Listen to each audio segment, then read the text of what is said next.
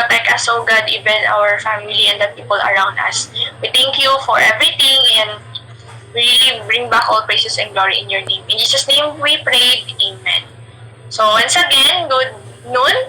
Yan. So, ulitin ko lang na ngayon, i-discuss ko lang muna yung pre-lab natin for activity 10. Then after that, yung mga instructions natin for today's activity. Then the rest of the time, sa activity nyo na. So if you need some break or kailangan yung mag-lunch, okay, pwede nyo nang isali yan doon after ng mga after natin i-discuss lang ito. Okay, so para hindi na tayo balik ng balik. Yan, so isang na lang. Yan, so sa mga gutom, konting tiis lang po, sandali lang. Okay? Sige, so let's start. For those hindi pa naka-attendance, please have your attendance. Yan. So for today, we're going to present the pre-lab of activity 10. Tama ba nag-submit lahat? Nakasubmit na ba lahat ng activity 10? Hello?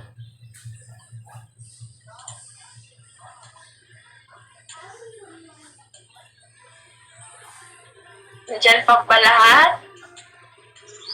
Yes po, ma'am. Yes, ma'am. Okay. Sige. So, last midterm, nagpa-submit kami sa inyo ng activity 10 and I hope na nakasubmit talaga lahat. Yan. So, ngayon, i-pre-lab ko lang yung discussion natin for activity 10. So, isolation of protein.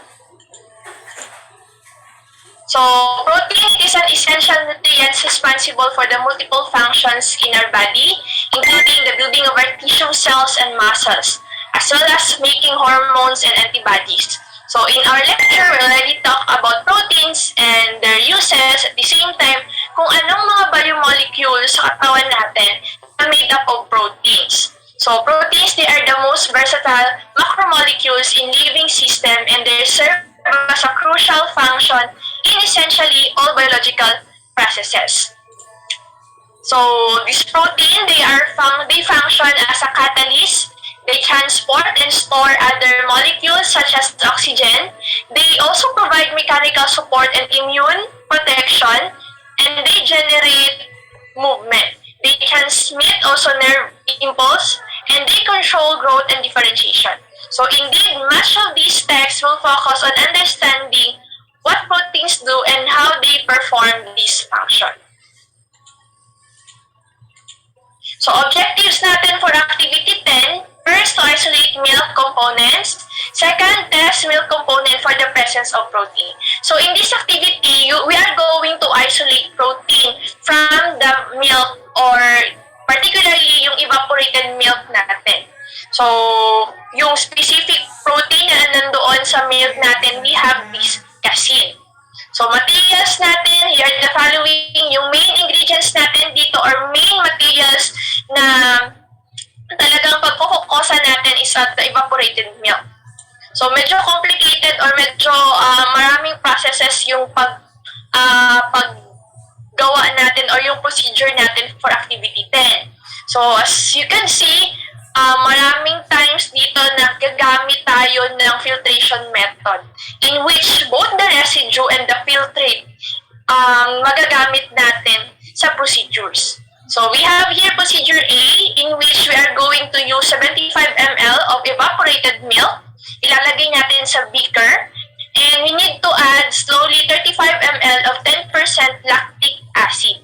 Take note, we use acid here kasi diba, as we alter the pH of a protein, it will there would be a tendency na mag-coagulate yung proteins natin. So one of the main purpose kung bakit tayo nagdagdag ng acid substance dito, even na weak acids lang siya, is to coagulate yung caseins natin doon sa ating milk. So, stir constantly until the formation of casein precipitate. So, as you add this 35 ml of 10% lactic acid, there would be precipitate na nagpo-form. Okay, white or parang dirty white siya na color. Yan, na nagpo-form doon sa natin, sa ating milk. Yeah. So, next, we are going to filter this, yung solutions na yun. Filter and save the filtrate for procedure B and C natin. So take note, as we filter it, meron tayong residue, meron din tayong filtrate. So yung residue natin, gagamitin natin para mag-proceed for A.3.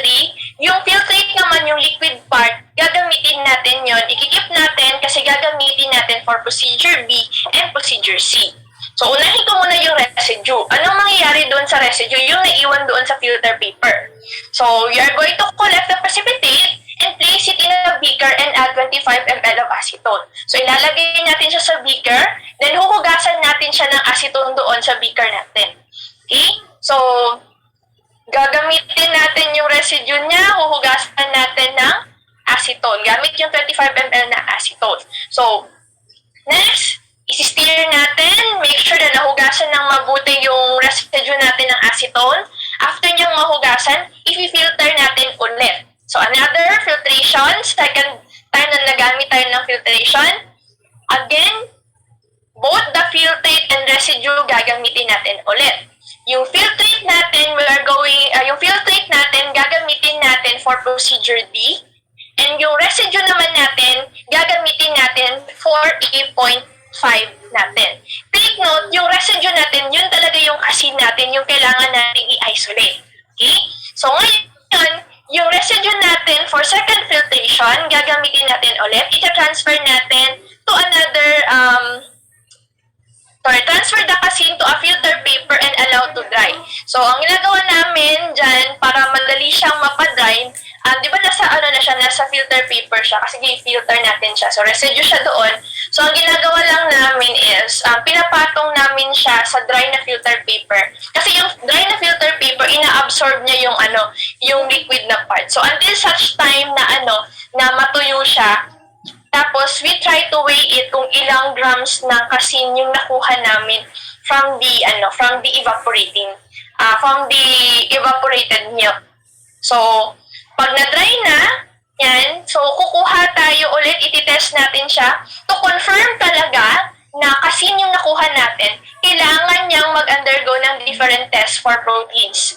Yan. So, yung napadry natin na asin from evaporated milk, kailangan natin siyang i-test for protein to confirm na asin nga talaga yun or protein talaga yung na-isolate natin.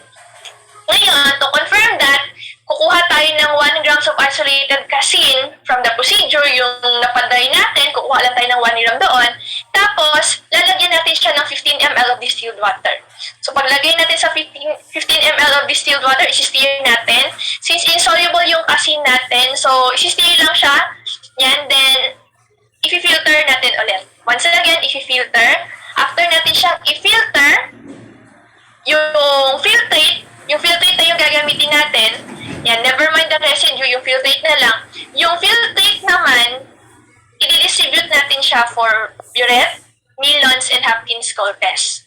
So, yun yung gagamitin natin for Burette, Millons, and Hopkins-Cole test. So, iti-test natin yung filtrate niya. So, kung talagang kasin yung na-isolate natin, magpa-positive siya dyan sa tatlo. Okay? Next, balik tayo dun sa unang filtration. So, for the first filtration natin, di ba, yung residue, nag-proceed tayo sa 8.3, 4, then 5, then 6. So, yung filtrate natin, gagamitin natin for procedure B and C. So, ano bang nasa procedure B and C natin? So, procedure B natin is a test for the presence of lactose. Then, sa C naman, the presence of another protein natin, which is our globulin. So, for the lactose natin, gagamitin lang natin yung filtrate niya, iti-test natin kung talaga bang may lactose na presence, may carbohydrate bang presence doon sa evaporated milk natin. So, in a test tube, get 2 ml from the filtrate, then perform the Benedict's test in which gagamit tayo ng Benedict's reagent, and titingnan natin kung positive ba yung result niya. Then, we have also the globulin. So, another method natin dito sa procedure C natin, iti-test natin kung may presence ba siya ng globulin. So, to 5 ml of the filtrate from procedure 8.2, add 10 drops of phenolphthalein indicator, and then add milk of lime or a suspension of calcium hydroxide until a faint pink color appears. So, parang ginamit dito ng titration method. So, filter and make the filtrate neutral to litmus paper by adding solution. So, after natin siyang nilagyan ng base, lalagyan na naman natin siya ng acid substance. Then, to this solution, add an equal volume of 10 ml saturated ammonium sulfate solution. I-filter natin, in-denote nyo yung reaction niya. Next, for naman natin, balikan natin yung second filtration natin, diba yung hinugasan natin siya ng acetone. So, after natin siya hugasan ng acetone, finilter natin siya, yung residue, proceed tayo doon sa 8.5 until 8.6. Yung filtrate natin, yung acetone mismo, kasi diba, hinugasan natin siya ng acetone, therefore, yung isa sa mga content ng filtrate natin is yung acetone natin. So, sa acetone natin, proceed tayo with procedure D. Anong meron sa procedure D? Test for the presence of fat. Take note that our milk is a complete nutrients. So, this time, titingnan natin kung may fat ba na content yung evaporated milk natin. So, evaporate the acetone solution from procedure 8.4. Then, in the evaporating dish, so dahil nasa na steam bath. So, ang gagawin lang natin, ilalagay natin siya sa evaporating dish, then i-heat natin siya. Kumbaga ba, we will let the acetone na mag-evaporate. Take note that acetone is a volatile substance. So, madali lang siyang mag-evaporate. So, hahayaan natin mag-evaporate yung acetone. Yun nga lang, para mapabilis yung process ng evaporation, gagamit tayo dito ng heating. But take note, since acetone is an organic substance, yan, dapat gagamit tayo ng steam bath, in which we have the hot plate, we have the water bath, and we have the evaporating dish at the top. Okay? So, kailangan natin ng water bath dito kasi hindi pwedeng i-direct natin yung evaporating dish doon sa hot plate. So, may tendency na magkakaroon ng flame yung yung hinihit natin. Okay? So, that's why yan yung iniiwasan natin. So, take note, bakit kailangan natin gumamit ng acetone? Fat is an insoluble substance. Kumbaga ba, fat is an organic substance, yung fats natin. So, take note, like dissolves like substances. So, para ma-isolate or para makuha natin yung fats doon sa evaporated milk natin, gumamit tayo ng acetone because fat is soluble to our acetones. So, para makuha siya, yan, gumamit tayo ng acetone, then later, ang ginawa natin, we let the acetone evaporate para yung maiwan lang doon is yung fats. Okay? So, you need to observe the residue. Kung meron bang fats na naiwan. So, this is the identification test for protein. Ito nakikita lang natin to sa activity 9. So, nilagay ko lang po siya dyan. Okay? So, same lang to sa activity 9 natin. So, this is the whole procedure ng ating, ng activity 10 po natin. So, for the guide questions, occurrence of lactose intolerance natin. So, take note, we have two types of lactose intolerance. We have this, tawag niyan, yung innate na talaga sa atin, na na lactose, kumbaga ba, pinanganak tayo, or pinanganak kayo, or tayo na lactose intolerance sa talaga, or walang naproproduce na lactase na enzyme sa katawan. We also have this lactose intolerance naman na nade-develop natin as we grow older. So, according to research, that most of the time talaga, that people have the tendency to develop secondary lactose,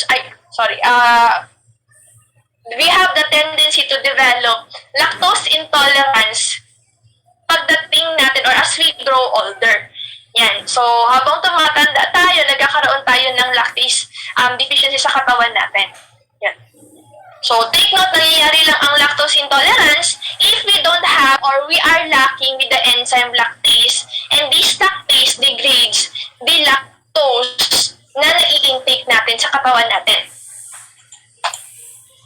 This take advantage of human milk over formulated or cow's milk natin. So, we have the breast milk, cow milk, and formulated milk natin. So, kinumpare ko na lang yung tatlo. Yan. So, we have the breast milk from the mother. Yan. So, ano ba yung meron doon? They have enough water, they have equal energy, they have also correct amount of EC2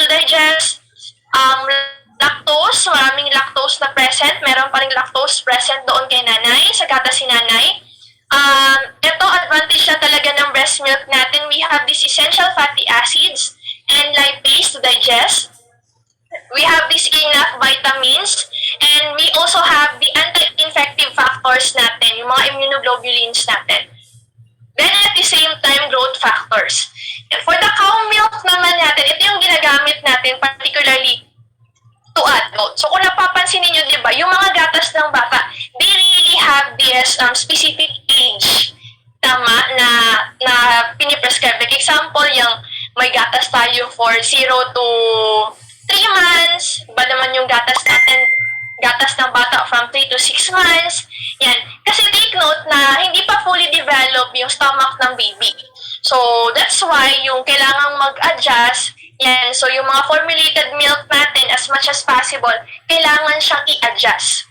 Yan. So, for the cow milk naman, yan, usually we use this cow milk as much as possible, dapat pasteurized. So, hindi natin pwede masasabi na pag cow milk, pwede na siya agad sa bata. Kasi, take note,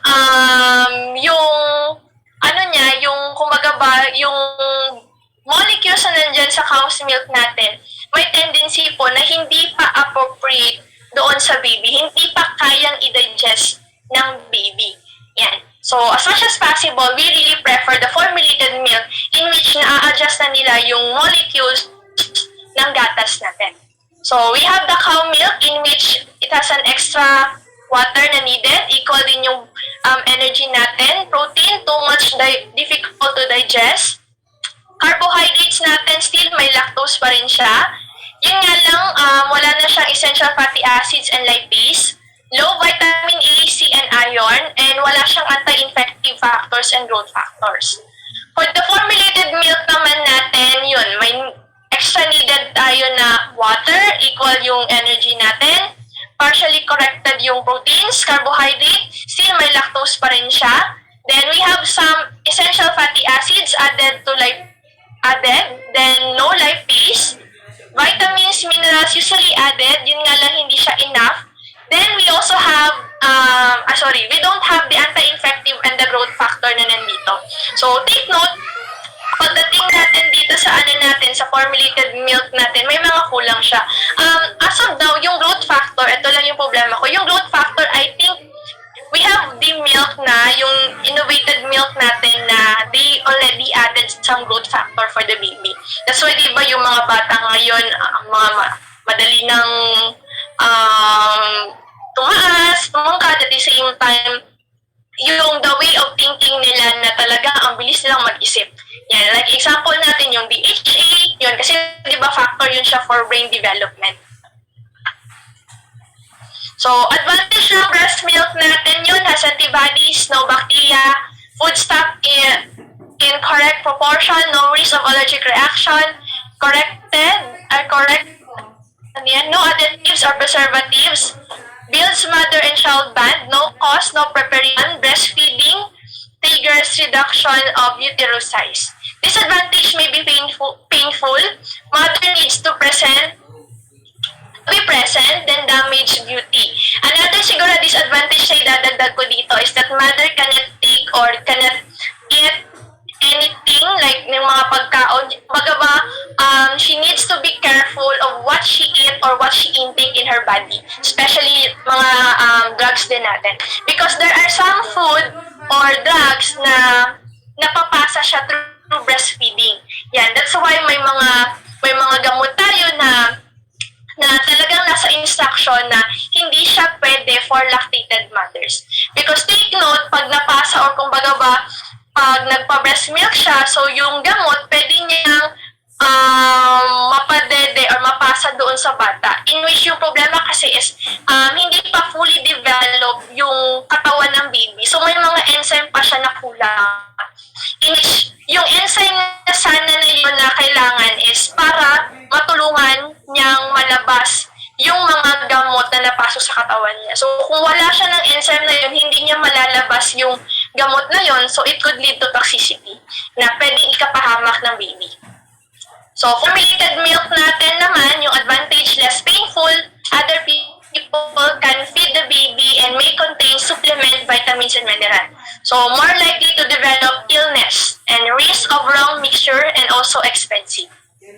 So, importance of protein in our body, humans can survive without all 9 essential amino acids. Protein is essential to building bones and body tissues, such as muscles, but protein does much more than that. So protein participates in practically every processes of a cell, and it plays a part in metabolic reaction. Immune response, protein provides a source of energy, assists in cellular repairs, form blood cells, and more. So functions ng protein natin, ito na-discuss ko na to sa lecture. Yan, we have uses natin for enzyme, defense protein, transport, regulatory proteins natin. So, yung major source of protein naman natin, we have our meat talaga. But we have some people, we have some tawag niyan, kakilala natin na hindi sila kumakain ng meat, bawal sila ng mga meat. So, usually, saan ba yung magiging source or ano ba yung magiging source nila? Pwede nilang maging source of meat. So, we still have our beans natin, yan, mga peanuts. I do have some classmates before na talagang bawal siya lahat ng meat, even fish. Yan. So, yung source of protein niya is tawag nito? Tofu, tama ba? Tofu, tokwa. Kalimut ko. Wait lang, nalilito ko sa dalawa. Yung color white na yan. Sino lang man ata yan, ma'am? Tofu and tokwa, ma'am. Tofu or tokwa, basta yung maliit na box na parang nandito ba? Tofu, ma'am. Yan, yun, tofu yun. So, yun yung nagiging source niya. At least, pwede sila ng itlog. So, yun yung main source niya, yung itlog at saka yung tofu. Yun yung ginagamit niya talaga na main source of protein sa kanila. Yan. So, yun yung nagiging natin, yung source of proteins natin. Primarily, we really have the meat. Then, yung mga nuts natin, yan, milk and others. So far, yun lang yung activity 10 natin. Any question? Wala na?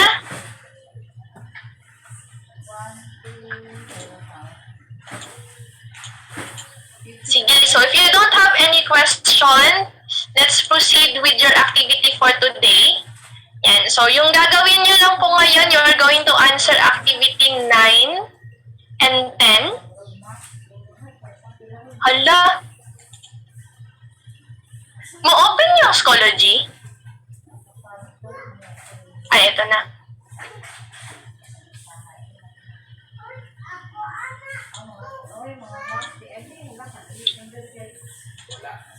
So, nasa course natin, day 2. Okay, open lang. Week 15, day 2.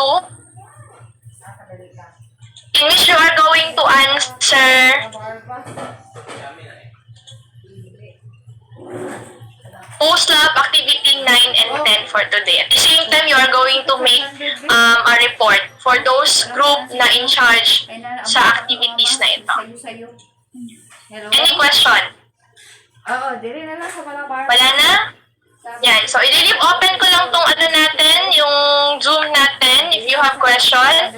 Then, you can have your break at the same time, the rest of the time sa activity na po ninyo. Okay?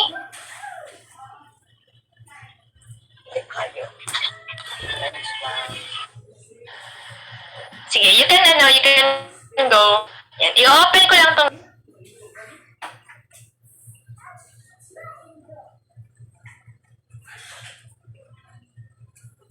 Abot ako, just in time.